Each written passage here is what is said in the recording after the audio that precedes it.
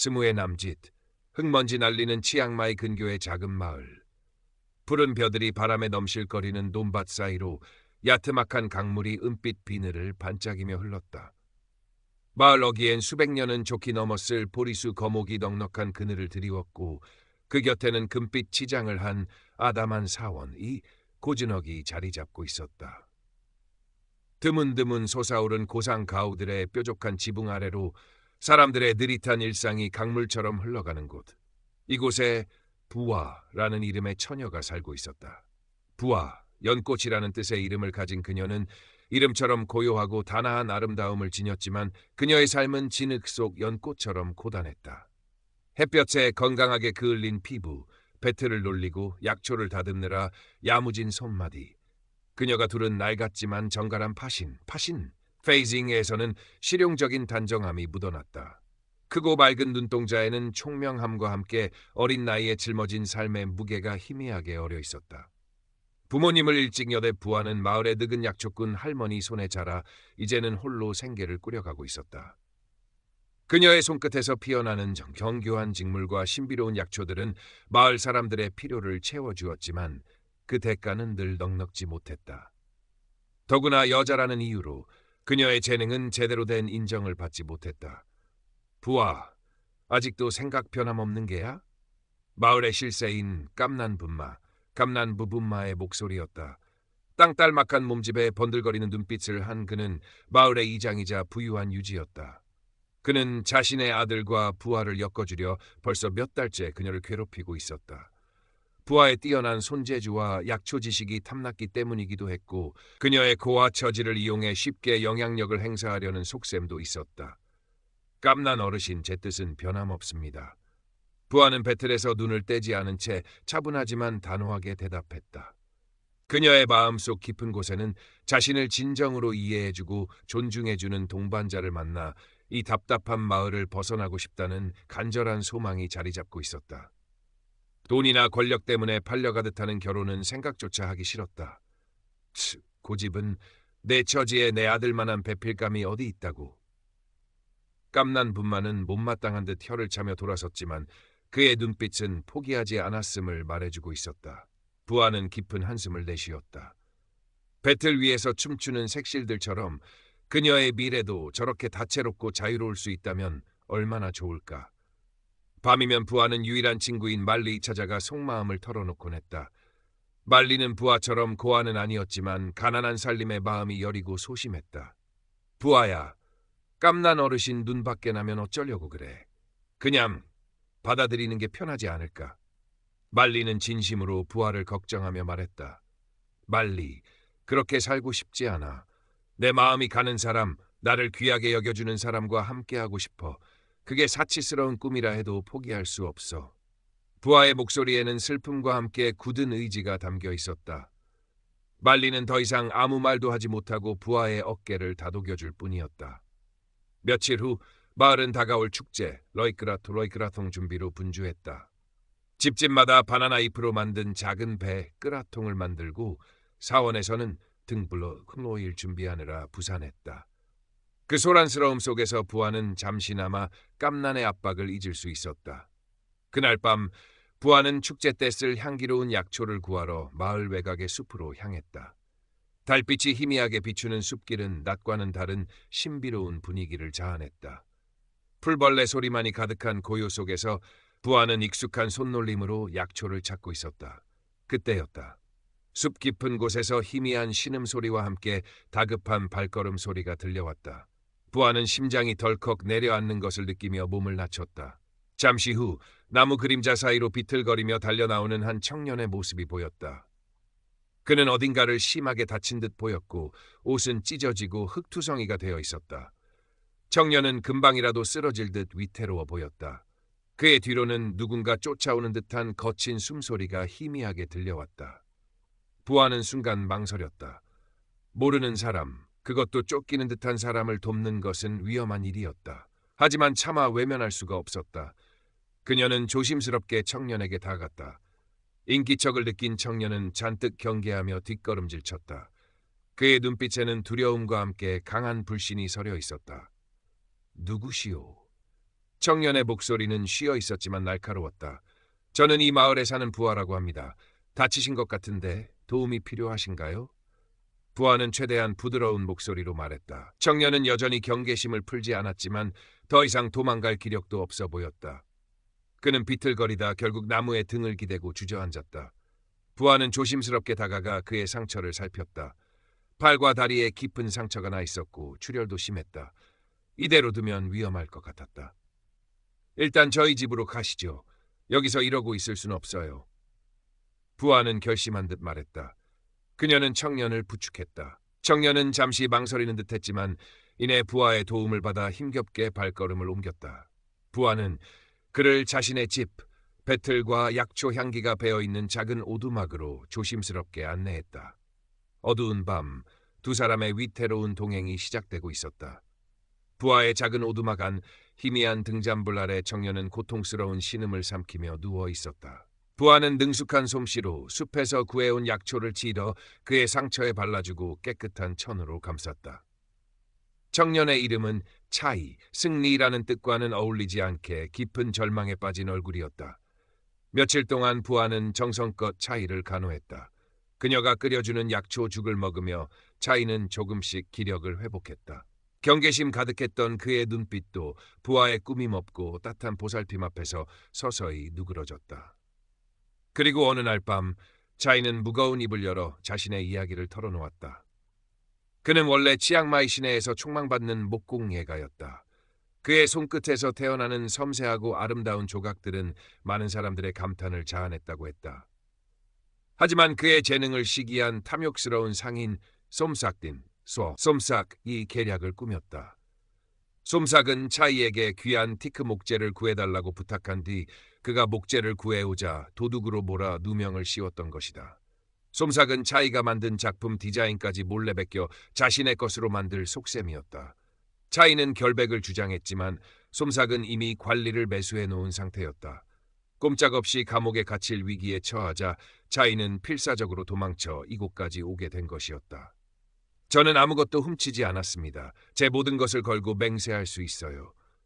차이의 목소리는 억울함과 분노로 떨렸다.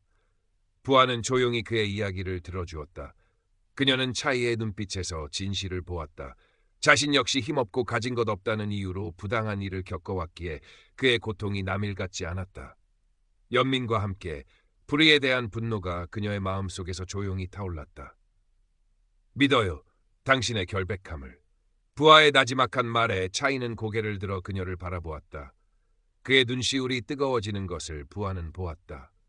그 순간 두 사람 사이에는 말없이 서로를 이해하는 깊은 교감이 흘렀다. 하지만 평화는 오래가지 않았다. 차이를 쫓는 솜삭의 하수인들이 마을 근처까지 들이닥쳤다는 소문이 들려왔다. 깜남분만은 솜삭과 결탁하여 차이를 찾는 데 혈안이 되어 있었다. 그는 부하가 낯선 청년을 숨겨주고 있다는 김새를 채고 노골적으로 그녀의 오두막 주위를 맴돌며 감시했다. 부하, 요즘 통집 밖에 나오질 않는군. 혹시 숨겨둔 손님이라도 있는 건가? 깜난분만은 음흉한 미소를 지으며 부하를 떠보았다. 몸이 좋지 않아 쉬고 있을 뿐입니다. 부하는 애써 태연한 척 대답했지만 등줄기에는 식은땀이 흘렀다. 부하는 차이를 더 안전한 곳, 마을에서 조금 떨어진 폐가로 옮겨 숨겼다. 그리고 밤마다 몰래 음식을 가져다 주고 그의 상태를 살폈다. 말리는 위험하다며 부하를 말렸지만 부하의 결심은 확고했다. 그녀는 차이를 보호하는 것을 넘어 그의 누명을 벗겨주고 싶다는 강한 열망을 느꼈다. 숨어 지내는 동안 부하와 차이는 서로에게 더욱 의지하게 되었다. 부하는 차이에게 자신이 짜는 직물의 다양한 문양과 그 의미에 대해 이야기해 주었고 차이는 부하에게 목공예의 섬세한 기술과 나무의 숨결에 대해 들려주었다. 부하는 차이의 예술적인 감각과 순수한 열정에 감탄했고 차이는 부하의 지혜롭고 강인한 모습 그리고 따뜻한 마음에 깊이 매료되었다. 어느 날 밤 부하는 배틀 앞에 앉아 복잡한 문양을 짜고 있었다. 그것은 단순한 장식이 아니었다. 그녀는 직물 속의 암호처럼 메시지를 담아 말리에게 전달할 생각이었다. 솜삭의 동태를 파악하고 그의 약점을 찾기 위한 그녀 나름의 방법이었다. 배틀실이 오가는 소리를 들으며 차이는 옆에서 작은 나무 조각을 다듬고 있었다. 그는 부하를 위해 작은 새 모양의 브로치를 만들고 있었다. 고요한 밤, 두 사람의 마음은 배틀 소리와 나무 깎는 소리 속에 조용히 포개지고 있었다. 부하는 문득 깨달았다. 차이를 돕고 싶은 마음은 단순한 동정심이나 의협심 때문만이 아니라는 것을. 그녀의 마음속에 차이에 대한 애틋한 감정이 연꽃처럼 피어나고 있음을.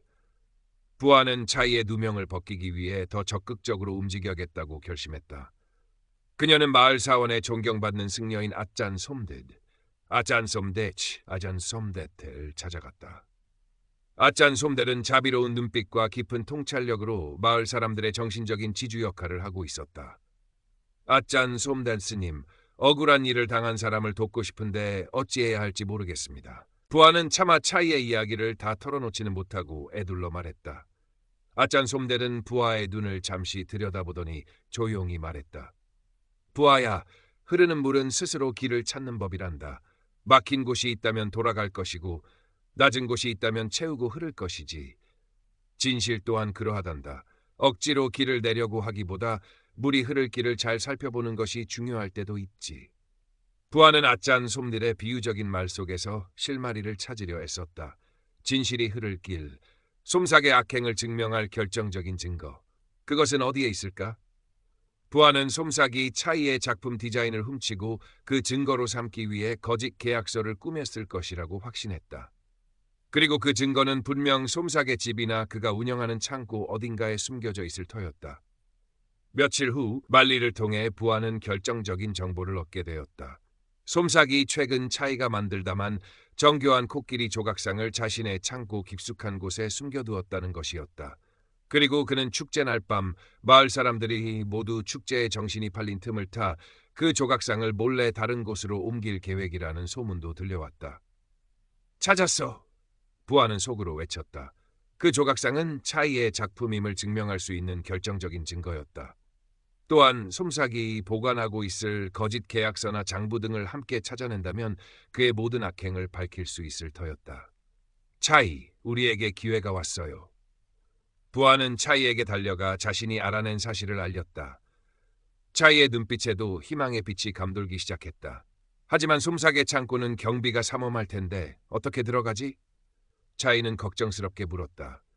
방법이 있어요. 부하의 눈이 반짝였다. 그녀는 차이에게 자신의 계획을 속삭였다. 그녀의 약초 지식을 활용할 생각이었다. 솜삭의 하수인들을 잠시 잠재울 수 있는 약초를 사용하는 것이다. 그리고 가장 중요한 것은 타이밍이었다. 마을 전체가 축제의 열기로 가득 찰 러이끄라통 밤, 그때가 바로 진실의 물길을 들 절호의 기회였다. 부하와 차이는 축제의 밤을 기다리며 조심스럽게 계획을 다듬기 시작했다. 두 사람의 눈빛에는 두려움과 함께 비장한 결의가 서려 있었다. 드디어 러이끄라통 축제의 밤이 찾아왔다. 마을을 가로지르는 핑강가에는 수많은 사람들이 모여들었다. 저마다 정성껏 만든 끄라통에 촛불과 향을 꽂고 소원을 담아 강물에 띄워보냈다. 반짝이는 촛불을 실은 작은 배들이 강물을 따라 흘러가는 모습은 마치 은하수가 땅 위에 내려앉은 듯 황홀했다. 밤하늘에는 콤로이 등불들이 둥실 떠올라 별처럼 반짝였다. 사람들의 웃음소리와 흥겨운 음악소리가 밤 공기를 가득 메웠다. 이 아름답고 소란스러운 축제의 밤, 부하와 차이는 어둠 속에 몸을 숨긴 채 솜삭의 창고로 향했다. 창고는 마을 외곽, 강가에서 조금 떨어진 곳에 있었다. 예상대로 창고 입구에는 솜삭의 하수인 2명이 지키고 있었다. 부하는 미리 준비해간 약초를 태워 향기를 피워 올렸다. 잠시 후 약초 연기를 들이마신 하수인들은 꾸벅꾸벅 졸기 시작하더니 이내 깊은 잠에 빠져들었다. 지금이에요. 부하가 속삭였다. 두 사람은 조심스럽게 창고 문을 열고 안으로 들어섰다. 창고 안은 온갖 물건들로 가득 차 있었고 퀴퀴한 먼지 냄새가 풍겼다. 부하와 차이는 등잔불에 의지해 솜삭이 숨겨두었을 차이의 코끼리 조각상과 거짓 계약서를 찾기 시작했다. 창고 구석, 다른 물건들로 가려진 곳에서 그들은 마침내 티크나무로 만들어진 미완성 상태의 정교한 코끼리 조각상을 발견했다. 그것은 분명 차이의 작품이었다. 차이는 자신의 분신과도 같은 조각상을 보자 감격과 분노가 뒤섞인 표정을 지었다. 그리고 그 옆에 놓인 작은 나무 상자 안에서 그들은 솜삭이 위조한 거짓 계약서 뭉치를 찾아냈다. 차이가 솜삭에게 목재대금을 받고도 물건을 넘기지 않았다는 내용으로 꾸며진 터무니없는 문서였다. 찾았어요. 이것만 있으면. 부하가 기쁨과 안도의 숨을 내쉬는 순간이었다. 거기 누구냐? 창고 문이 거칠게 열리며 솜삭이 날카로운 눈빛으로 들어섰다. 그의 뒤에는 깜난 분마와 몇 명의 하수인들이 더 있었다. 솜삭은 축제를 즐기다 말고 무언가 찜찜한 기분에 창고를 확인하러 온 것이었다. 그는 부하와 차이, 그리고 그들 손에 들린 조각상과 계약서를 보고는 상황을 즉시 파악했다. 이놈들 감히 내 물건에 손을 대? 솜삭의 얼굴이 분노로 일그러졌다. 하수인들이 부하와 차이를 향해 달려들었다. 절체절명의 순간이었다. 차이는 조각상을 끌어안고 부하를 보호하려 했지만 수적으로 불리했다. 막다른 길에 몰린 부하는 순간적인 기지를 발휘했다. 그녀는 품속에 숨겨두었던 또 다른 약초 주머니를 꺼내 힘껏 바닥에 던졌다. 매캐한 연기가 피어오르며 솜삭과 하수인들의 눈을 따갑게 했다. 그들이 혼란스러워하는 틈을 타 부하는 차이의 손을 잡고 외쳤다. 차이, 이쪽으로, 사원으로 가요. 부하는 위조된 계약서를 품에 안고 창고 문을 박차고 뛰쳐나갔다. 차이도 코끼리 조각상을 들고 그녀의 뒤를 따랐다. 솜삭과 하수인들도 뒤쫓아왔다. 축제의 소란스러움 속에서 긴박한 추격전이 벌어졌다. 부하와 차이는 숨가쁘게 달려 축제가 한창인 사원마당으로 뛰어들었다. 여러분, 모두 이 이야기를 들어주세요. 부하가 목청껏 외쳤다. 갑작스러운 소란에 축제를 즐기던 마을 사람들의 시선이 일제히 쏠렸다. 때마침 사원 법당에서 나오던 아짠 솜데스님도 그 광경을 보게 되었다. 뒤쫓아온 솜삭이 소리쳤다. 저것들은 도둑이다. 내 귀한 물건을 훔쳐 달아나는 중이다. 하지만 부하는 주눅들지 않았다. 그녀는 품속의 계약서를 높이 쳐들며 외쳤다. 이것은 솜삭 씨가 차이 씨에게 누명을 씌우기 위해 위조한 거짓 계약서입니다. 그리고 이 코끼리 조각상은 도난당한 것이 아니라 바로 차이 씨가 만든 작품입니다. 마을 사람들은 웅성거리기 시작했다. 깜난 분마가 나서서 부하를 꾸짖으려 했지만 그때 차이가 앞으로 나섰다. 그는 자신이 겪었던 억울한 사연과 솜삭의 악행을 차분하지만 힘있는 목소리로 사람들에게 이야기했다. 그의 진심 어린 호소와 부하가 내민 명백한 증거 앞에서 솜삭과 깜난 분마는 당황하기 시작했다. 솜삭은 끝까지 발뺌하려 했지만 차이가 조각상에 숨겨진 부분에 새겨둔 자신만의 표식을 보여주자 더 이상 변명할 수 없었다. 결정적으로 아짠 솜데스님이 조용히 앞으로 나와 솜삭과 깜난 분마를 바라보았다. 스님은 아무 말도 하지 않았지만 그의 깊고 자비로운 눈빛 속에는 모든 것을 알고 있다는 듯한 무게감이 실려 있었다. 스님의 침묵은 그 어떤 말보다 더 강력한 힘을 발휘했다. 궁지에 몰린 솜삭과 깜난 분마는 서로에게 책임을 떠넘기며 추한 모습을 보였다. 그들의 탐욕과 위선이 만천하에 드러나는 순간이었다. 마을 사람들의 분노와 경멸의 눈초리가 그들에게 쏟아졌다. 결국 솜삭은 도둑질과 사기 혐의로 관가에 넘겨졌고 깜난 분마 역시 마을 이장으로서의 권위와 명성을 모두 잃고 사람들의 외면 속에서 몰락했다. 소란이 가라앉은 사원마당, 축제의 등불 아래 부하와 차이는 마주섰다. 차이는 누명을 벗고 자유를 되찾았다. 그는 부하를 향해 깊이 고개 숙여 감사 인사를 전했다. 부하씨, 당신 덕분에 제가 다시 살아갈 수 있게 되었습니다. 이 은혜를 어떻게 갚아야 할지. 갚을 것 없어요. 옳은 일을 했을 뿐인걸요. 부하가 부드럽게 미소 지었다. 차이는 떨리는 목소리로 말을 이었다. 부하씨, 당신의 용기와 지혜 그리고 따뜻한 마음에 저는 당신을 사랑하게 되었습니다. 차이의 진심 어린 고백에 부하의 심장이 크게 뛰었다. 그녀 역시 차이를 깊이 연모하고 있었지만 선뜻 대답하기가 어려웠다. 자신은 가진 것 없는 고아이고 차이는 이제 자유를 되찾아 다시 그의 세계로 돌아갈 사람이었다. 어울리지 않는다고 생각했다. 부하의 망설임을 읽은 듯 차이가 그녀의 손을 조심스럽게 잡았다. 부하씨, 저와 함께 해주시겠어요? 당신이 없는 제 삶은 이제 상상할 수 없습니다. 당신과 함께라면 어디든 무엇이든 이겨낼 수 있을 것 같습니다. 그의 눈빛은 흔들림 없이 진실했다. 그때 말리가 다가와 부하의 등을 가볍게 밀어주었다. 아짠 솜넙스님도 두 사람을 향해 자비로운 미소를 보내고 있었다. 부하는 더 이상 망설이지 않았다. 그녀는 차이의 손을 마주잡았다. 네, 차이 씨. 저도 당신과 함께하고 싶어요. 마을 사람들은 두 사람의 모습을 지켜보며 따뜻한 박수와 축복을 보냈다. 부하의 용기와 지혜는 마을 사람들에게 깊은 감명을 주었고 그녀는 더 이상 동정받는 고아가 아닌 자신의 행복을 스스로 쟁취한 당당한 여성으로 인정받게 되었다. 그 후 차이는 마을에 남아 부하와 함께 작은 공방을 열었다. 그의 섬세한 목공예품과